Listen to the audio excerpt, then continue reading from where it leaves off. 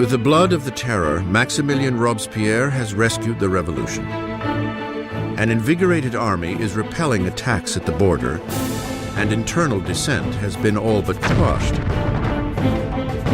At the height of his success, Robespierre dreams up a loftier goal yet: to use more terror to mold a new kind of society, a republic of virtue. By virtue, he means civic virtue. It's an active principle for Robespierre. For example, you cannot be a virtuous citizen by simply obeying the laws and keeping your head down. You must actively be involved in the work of the state, and that includes for Robespierre destroying the enemies of the state. On February 5th, 1794, Robespierre gives a speech outlining his philosophy. Terror without virtue is disastrous. But virtue without terror is powerless. He associates terror with virtue. Terror at that moment becomes in his thinking an instrument by which you create virtue. But others disagree. For Danton, the revolution is heading down the wrong path.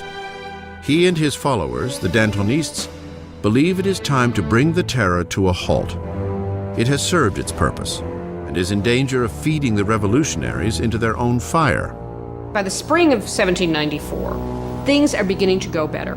The food situation is no longer so bad, and the war effort is going better, and Danton is basically saying we need to get a new footing for the government. We need to move to a kind of normalization.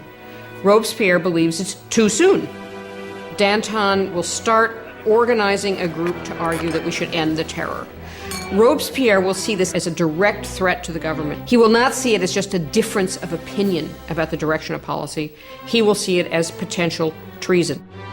And in Robespierre's Republic of Virtue, there is only one response to treason.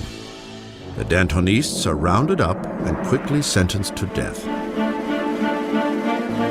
Robespierre has sent thousands to the scaffold, but is uneasy with the blood of execution.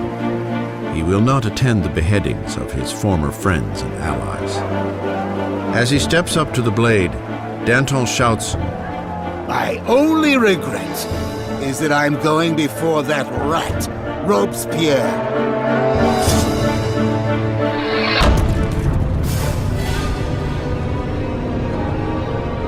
With the Dantonists out of the way, Robespierre launches France into an even bloodier, more horrifying period: the Great Terror. The Great Terror is the name given to the last phase of the terror in the spring of 1794 into the summer of 1794. It's the period at which the tempo of executions really starts to increase, at which the atmosphere of paranoia, particularly in Paris, but really across the country, starts to increase exponentially. You can track the number of executions until it's up to almost 800 per month in Paris, towards the end even more. Paris's executioner is busier than ever. But on June 6, 1794, the roll of the carts comes to a halt. The guillotine hangs silent.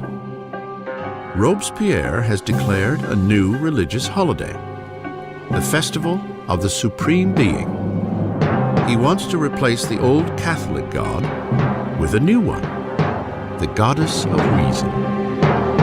One thing about Robespierre is that he never supported these atheist policies. He believed that people needed a divinity to believe in.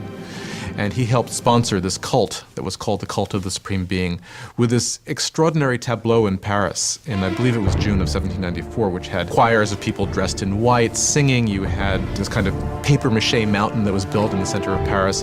And then at the critical moment of the ceremony, you had Robespierre himself sort of emerging on the top of this mountain, clad in a toga, and marching down. And I think at this moment, a lot of people felt, all right, who does he really think he is? Does he think he's God here? Does he think he's the king? As the Great Terror spirals on, Robespierre's colleagues see the Festival of the Supreme Being as his departure from the realm of reality. There are those who think that Robespierre really has reached so extreme and so unreasonable a position that they can't turn back, that his fanaticism has somehow overtaken him, and there are those who think he's just gone nuts. Once again, Robespierre's suspicions turn to those closest at hand. On June 27th, now the 9th of Thermidor, He appears before the convention and delivers a speech of threats. It is the last speech he will ever give. Robespierre makes a tactical error. He comes in and announces that he has a new list of enemies of the Republic, but he won't give the list. Therefore, everyone is afraid they might be on the list, and when he comes back the next day to give the list, he is arrested before he can speak. An unexpected chorus of voices shouts Robespierre down. He is stunned into silence. The deputies declare him an outlaw and immediately remove him from the convention.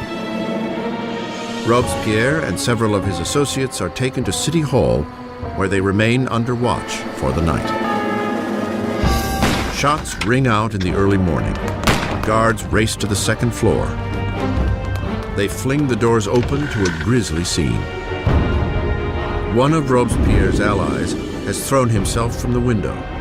Another has taken a pistol to his head. And Robespierre is found semi-conscious with a bullet wound to the face, his jaw shattered from an apparent suicide attempt.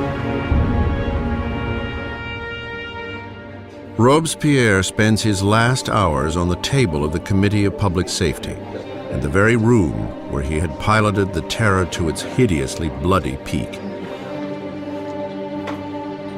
As he is ridiculed and insulted by his former colleagues, Robespierre is unable to respond.